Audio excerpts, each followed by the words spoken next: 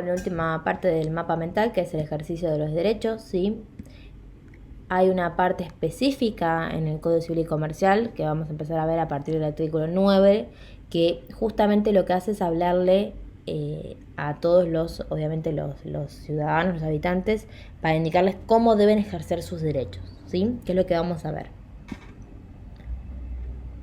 Volvemos a la cuestión de derecho subjetivo y deber jurídico, ¿sí? Frente a un derecho subjetivo siempre existe un deber jurídico.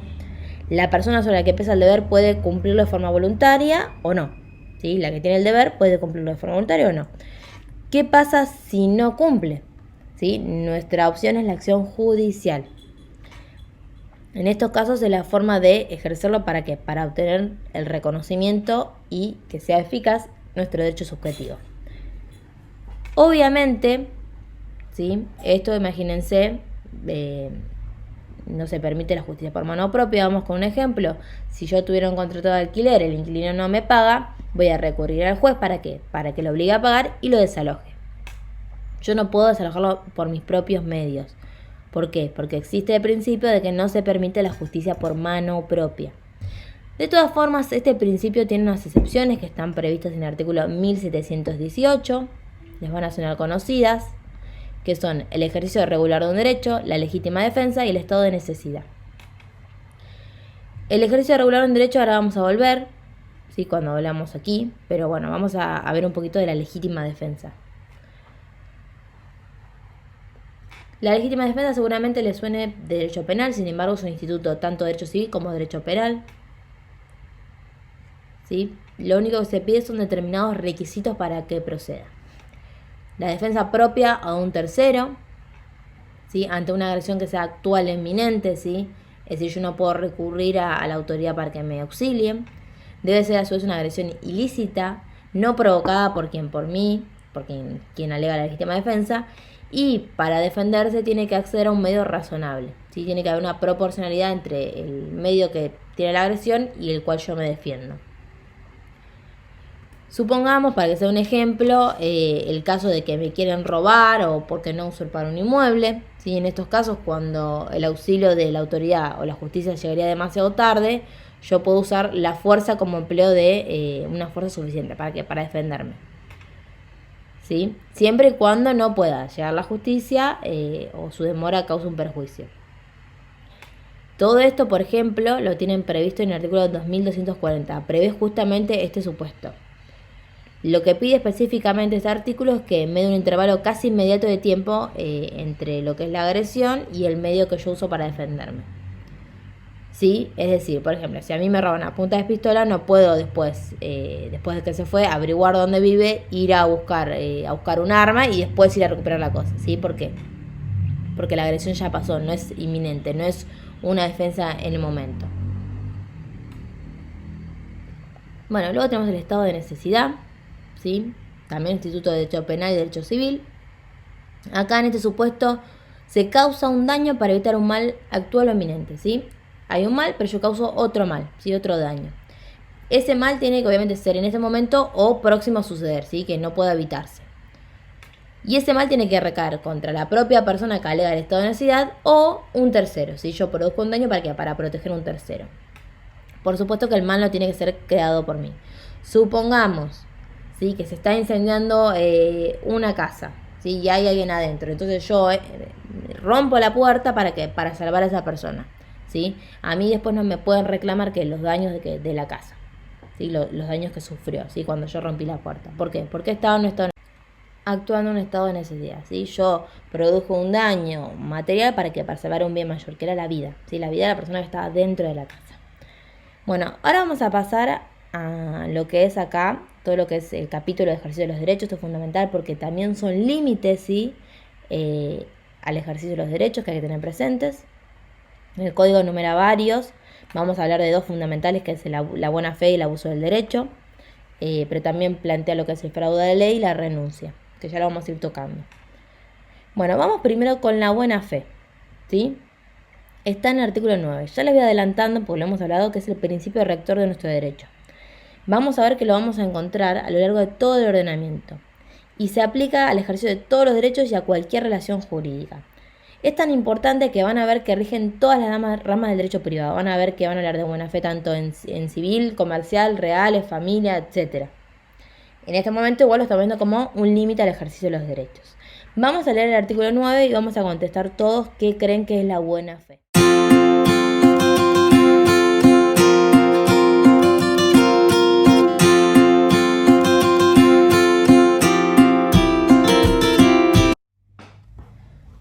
Se dice que justamente cuando se habla de buena fe se hace referencia a que un hombre debe actuar con honradez, con honestidad, con veracidad, lealtad, rectitud. Igual ahora vamos a ver un concepto que da Rivera.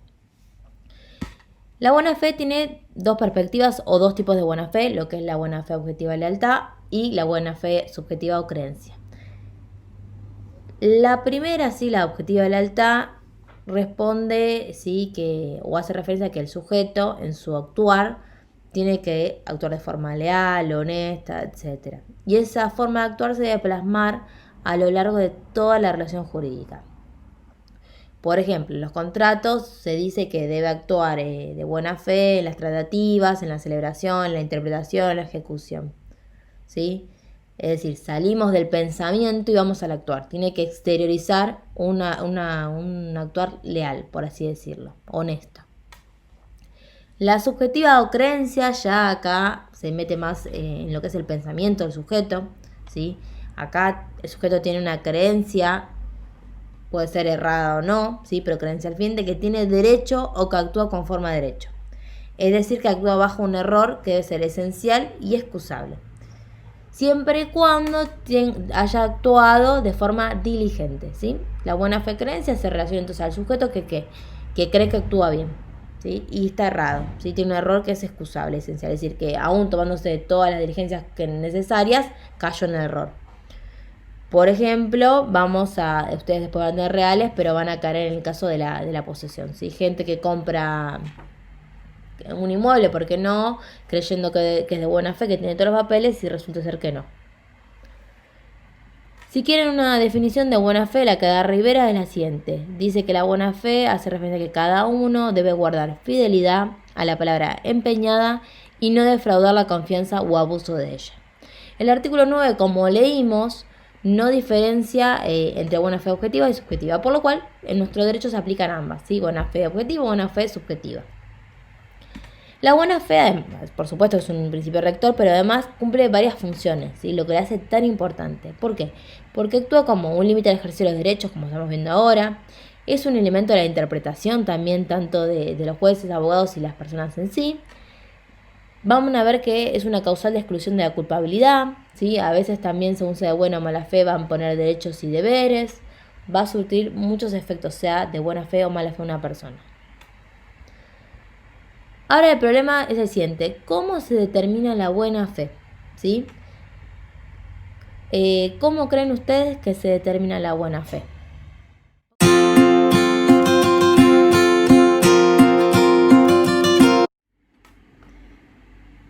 No existe un parámetro claro y detallado que nos permita decir en tal y en tal caso de buena fe y en tal y tal caso no, ¿sí?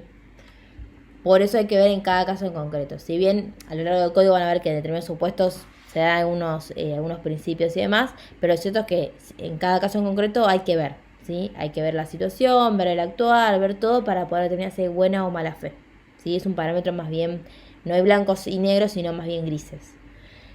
Por ejemplo, hay mala fe cuando uno dilata, adrede, ¿sí? El ejercicio de un derecho de la otra parte, ¿sí?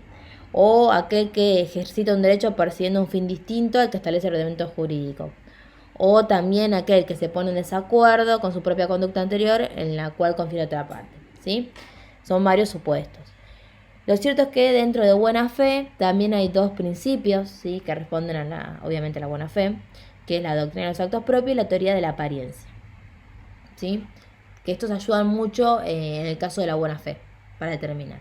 Vamos con la doctrina de los actos propios. Está en el artículo 1067. ¿Qué es la doctrina de los actos propios? La buena fe exige congruencia en el actuar, por lo cual puede decirse que actúa de mala fe quien bajo ciertas circunstancias vuelve sobre una conducta anterior que ha creado en otra parte de una relación jurídica una expectativa seria de comportamiento futuro. En palabras más sencillas, actúa de mala fe quien es sujeto a una relación jurídica, crea en la otra parte una conducta esperada, ¿sí? Y después vuelve sobre sus propios actos. Algunos dicen que no se puede borrar con el codo lo que se escribe con la mano, para que lo entiendan más fácil. ¿Cuál es la doctrina de los actos propios? ¿Cuáles son los requisitos? Tiene que haber una situación jurídica preexistente, ¿sí? Es decir, tiene que estar en una relación jurídica. Tiene que haber una conducta del sujeto que sea jurídicamente relevante, no cualquier conducta, eficaz, y que esa conducta cree en el otro una expectativa de comportamiento futuro. Yo actúo de tal manera que el otro va a creer que siempre voy a actuar así. Tiene que haber un comportamiento deliberado, así que nadie me obliga a actuar así. Y después tengo que solicitar una pretensión contradictoria de dicha conducta. Vamos con un ejemplo para que sepan qué es, ¿sí? Para que se den una idea. Por ejemplo, un socio actúa de mala fe si demanda judicialmente la revocación de una decisión de la sociedad que él mismo ha consentido. Si hay un socio que estuvo en la asamblea, consintió una decisión y después va y judicialmente demanda la revocación del mismo, ¿sí? Por eso, uno no puede borrar con el codo lo que escribe con la mano. Otro ejemplo, imagínense que yo tengo un contrato de alquiler, yo soy el dueño del inmueble. Entonces quedamos que el inquilino, si el deudor viene y me paga mi domicilio todos los meses, del 1 al 5. Fantástico. Resulta ser que el primer mes le digo, no, mirá, no vengas a mi casa, yo paso a buscarlo. Voy y busco el alquiler. El segundo mes también. El tercer mes también. ¿Sí? Hasta el séptimo mes. Resulta ser que un día digo, no, mira, quiero que vos me lo traigas a mi casa porque es lo que acordamos y tenés que cumplir con eso. ¿Sí? Acá estoy actuando de mala fe. ¿Por qué? Porque yo cuando fui todos los meses al domicilio del deudor en vez de él venir al mío, que hice, creé una conducta esperada, ¿sí? Obviamente en el octavo mes el deudor que iba a pensar que como todos los meses yo pasaba por la casa, del 1 al 5 iba a pasar a buscar por la casa, ¿qué cosa? El pago, ¿sí? El alquiler. Esa es la doctrina de los actos propios, ¿sí? Crear en el otro una conducta esperada, ¿sí? Y después solicitar lo contrario, ¿sí? Acá se actúa de mala fe. Imagínense mi ejemplo que le diga, no, vos estás incumpliendo el contrato porque no me lo trajiste a mi domicilio, ¿sí? Acá el inquilino me va a decir, no, dice, pero vos creaste en mí una conducta esperada. Por la doctrina de los actos propios, vos tenés que pasar por mi domicilio. ¿Por qué? Porque ya creaste una conducta en mí. Bueno, pasamos a la teoría de la apariencia. Generalmente todos los derechos, ¿sí?, se exteriorizan a través de actos materiales, ¿sí? Solo de esa manera yo tengo forma de conocer que el derecho que subyace, ¿sí? El derecho que está detrás. Por ejemplo, cuando vemos a alguien que está cortando el pasto, alambrando el terreno y demás, nosotros creemos que como tiene la posesión es dueño. Imagínense que vemos a otro sujeto que viene con un poder, ¿sí? Entendemos que es un representante, ¿sí? Hay un mandante detrás. O cuando alguien viene y dice soy presidente de la sociedad anónima tal y muestra los papeles, creemos que está actuando que en la sociedad, ¿sí? Que viene en su representación. Perfectos. Pasa que a veces esto es solamente una mera apariencia, ¿sí? Debajo no existe ningún derecho, ¿sí? Solo tenemos la capa cobertura de apariencia. Por ejemplo, el que parecía ser dueño, que cortaba el pasto y demás, resulta ser que era un usurpador. El que venía con el poder resulta ser que se lo revocaron y no nos dijo nada. El que venía diciendo que era representante de la sociedad anónima tal, resulta ser que no era representante, le habían revocado el cargo y no lo sabíamos. Ahora el tema es el siguiente, ¿qué hacemos en estos casos? ¿Sí? ¿Prevalece la verdad jurídica, es decir, la ausencia del derecho, o hay que reconocer los efectos jurídicos a esta mera apariencia?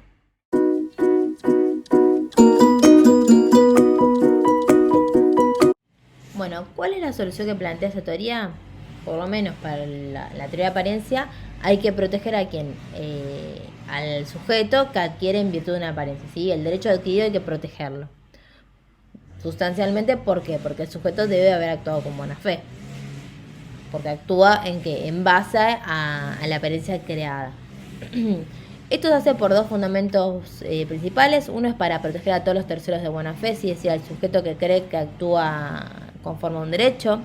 Y para brindar seguridad jurídica. ¿Por qué? Imagínense que si no existiera esta teoría, si no protegemos a los que creen que actúan conforme a derecho, seguramente nadie celebraría ningún contrato, ningún tipo de negocio jurídico. ¿Por qué? Por las dudas. Porque yo no sé si esto es una mera apariencia. ¿Sí? Imagínense el siguiente supuesto.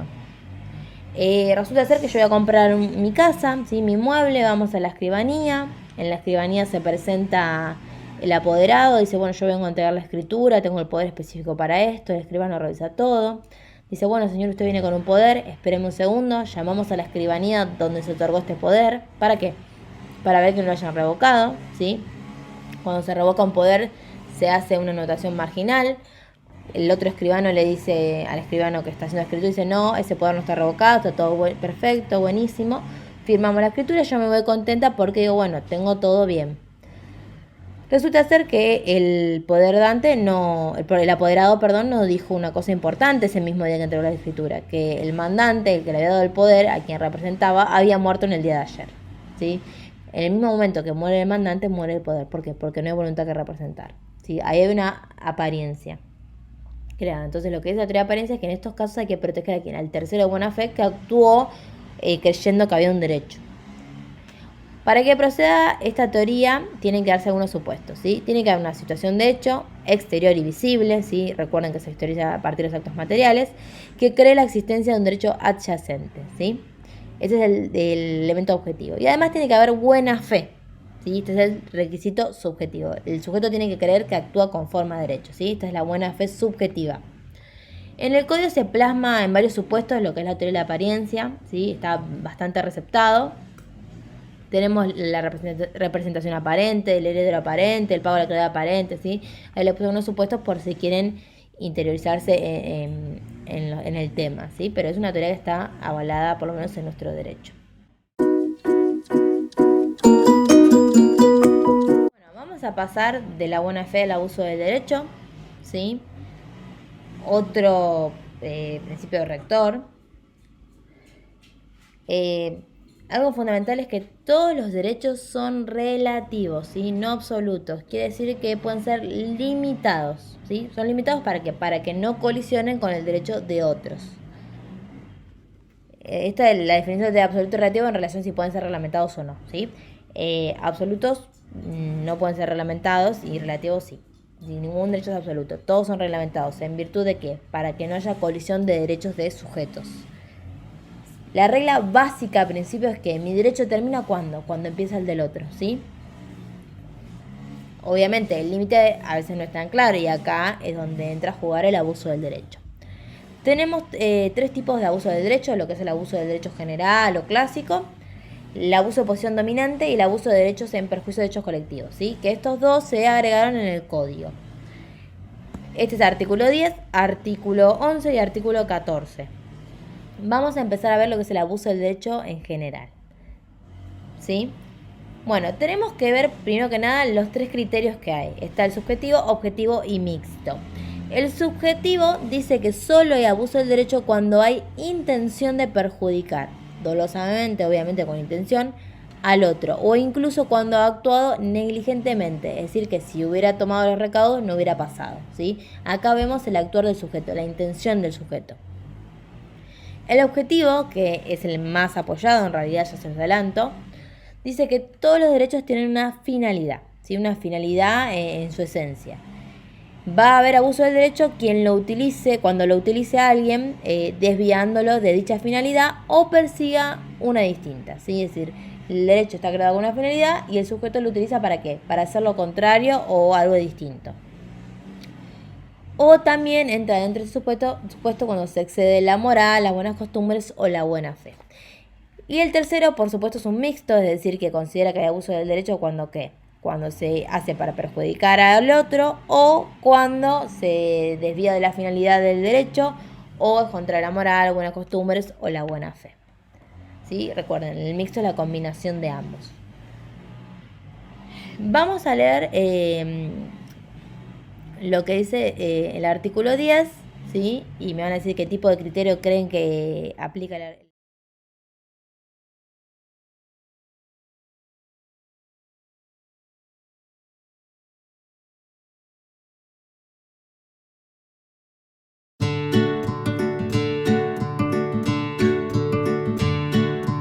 Bueno, La pregunta era ¿qué criterio marca nuestro Código Civil y Comercial en el artículo 10? Y bien contestamos objetivos. Fíjense que justamente dice que hay abuso del derecho cuando se desvía del fin o se exceden los límites de la moral, buena fe y las buenas costumbres, ¿sí?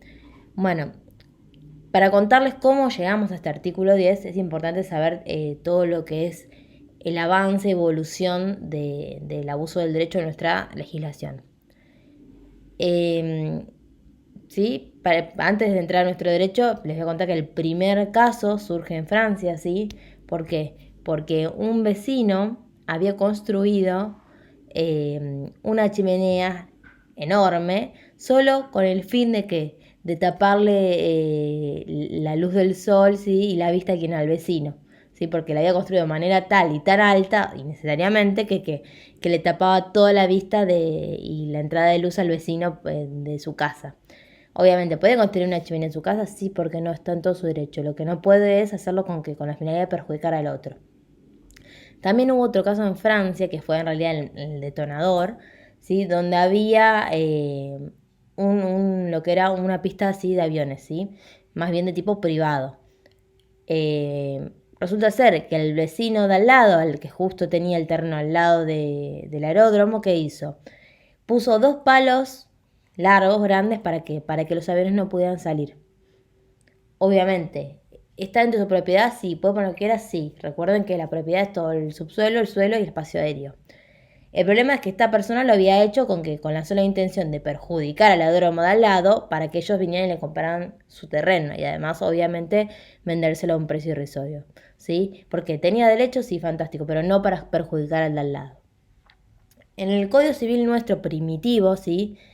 No como cuando hablamos siempre de Vélez, sino primitivo, antes de las reformas, no existía el abuso del derecho, ¿sí? Nunca, esto cuando lo empezaron a redactar, cuando Vélez lo redactó por primera vez, nunca se imaginó la posibilidad de que el ejercicio de un derecho podría constituir en ilícito, ¿sí? Otro acto. Cómo ejercer un derecho podía ser contrario al derecho. Entonces no existía el abuso del derecho. Luego se reformó, ¿sí? El primer Código Civil primitivo, ¿sí? Con la ley 17.711, porque hubo varios avances jurisprudenciales y se incorporó de forma expresa a nuestro Código Civil anterior, ¿sí? El artículo 1071, donde establecía básicamente que el derecho se puede usar pero no usar. ¿Sí? Cuando establece que el derecho se usa pero no se abusa, estuvo plasmando específicamente la teoría del abuso del derecho. Luego de que se reformó el Código Civil, llegó el Código Civil y Comercial que trajo este nuevo artículo 10, que es lo que nos queda ahora, ¿sí? ¿Cómo se puede invocar el abuso del derecho? A pedido de parte, ¿sí? Siempre tienen que solicitarlo el que lo sufre. ¿Sí? Nunca es de oficio, nunca lo establece porque tiene ganas el juez y a su sola voluntad, sino porque se lo solicitan. Y puede ser por acción o excepción, es decir, yo inicio una acción con el fin de plantear el abuso del derecho o como excepción. ¿Sí? Cuando a mí me demandan, yo impongo, ¿sí? El abuso del derecho.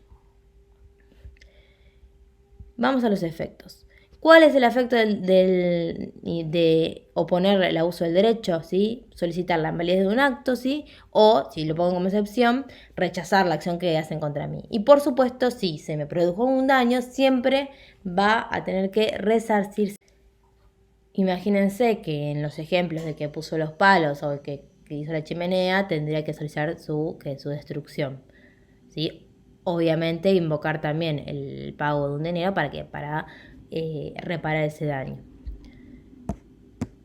Algunos ejemplos que se han dado en nuestra jurisprudencia de abuso del derecho, bueno, por ejemplo, había una persona que inició un juicio reclamando al vecino, ¿por qué? Porque el vecino se había excedido 5 centímetros en su construcción, ¿sí? Había ocupado 5 centímetros de su terreno, entonces solicitaba que tire abajo toda la pared y que construya, que salga sus 5 centímetros, ¿sí? Lo hizo, inició una acción. ¿Qué pasó? El vecino, ¿sí? Como excepción, para que hayamos entendido esto, dijo, no, discúlpeme, señor juez, pero aquí hay un abuso del derecho, ¿sí? No me puede pedir que tire toda mi casa abajo porque sin querer me excedí 5 centímetros. En su caso tendré que abonar el valor de esos 5 centímetros, pero nunca me puede a mí reclamar que tire abajo la casa porque me excedí por 5 centímetros, por una medida que es ilógica. ¿Sí? Si le hubiera robado 15 metros, estamos hablando de otra cosa. También hay casos donde vecinos han puesto sin querer, ocupado con adornos parte del terreno de al lado, ¿sí? Y los vecinos vienen, los que tienen el terreno ocupado, le destruyen los adornos en vez de quitarlos. Hay casos, ¿sí?, lamentables donde padres impiden el trato entre abuelos y nietos, ¿sí? O aquellos que traban embargos reiterados e indebidos. E incluso se ha dado el caso, ¿sí?, lógico, donde un acreedor, como el deudor no tenía ningún bien que hizo, solicitó el remate del único bien que tenía. El único bien que tenía era su perro, ¿sí? Así que, además, un perro que no era de raza, nada. Así que solicitó, ¿qué cosa? El remate del perro. Nos queda lo que es el abuso de posición dominante, ¿sí? Vamos a ver el concepto. La posición dominante es la que ejerce una empresa cuando tiene posibilidad de comportamiento independiente, que la pone en condiciones de actuar sin tener en cuenta a quiénes, a los competidores, los compradores o los proveedores. Obviamente va a existir abuso de esa posición cuando la empresa pretende falsear la competencia o llevar a perjuicio a los usuarios o a los proveedores, ¿sí? Nosotros tenemos básicamente dos normas fundamentales, que una es el Tratado Constitutivo de la Comunidad Económica Europea, que prevé esto, y a nivel nacional la Ley 2262, que es de la defensa de la competencia. ¿Sí? Para nuestra legislación son hechos delictivos ejercer estas conductas, ¿sí? Conductas de posición dominante. Y prevé dos casos, el monopolio y el oligopolio. Porque dice, supuesto número 1, cuando una persona es la única oferente o demandante de un tipo de producto o servicio en el mercado nacional, o cuando no es la única, pero no tiene una competencia sustancial. Es decir, hay varios, o hay por lo menos 2, 3, pero no los considera ni siquiera competencia, ¿sí? El monopolio. Y el oligopolio, que es el segundo supuesto, cuando nos encontramos con que 2 o más personas no tienen competencia efectiva entre ellas para un determinado producto o servicio, o no tienen competencia sustancial por parte de terceros. Es decir, son 2 o más, fantástico, pero que lo que hacen es acordarse entre ellos y no tienen competencia. Obviamente esto va a producir o va a hacer nacer la acción de daños y perjuicios si se produce un daño, y está previsto en el artículo 11, recuerden, del Código Civil y Comercial. También es importante que sepan que esto lo van a ver bien en privado 2. Van a hacer un análisis de esta ley. El tercer supuesto de abuso del derecho, que es el del artículo 14, que si bien hablamos un poquito cuando hablamos de incidencia colectiva, lo que hace básicamente en ese artículo es reconocer los derechos de incidencia colectiva y prohibir el abuso de los mismos, el abuso de un derecho individual en perjuicio de estos. Por ejemplo, el ejercicio de derecho individual que afecte al medio ambiente, la fauna, la flora o los consumidores, ¿sí? Por ejemplo, el abuso en los contratos de adhesión. Bueno, y con eso terminamos todo lo que es el ejercicio de los derechos y todo lo que es la unidad 2 de relaciones jurídicas y derechos subjetivos.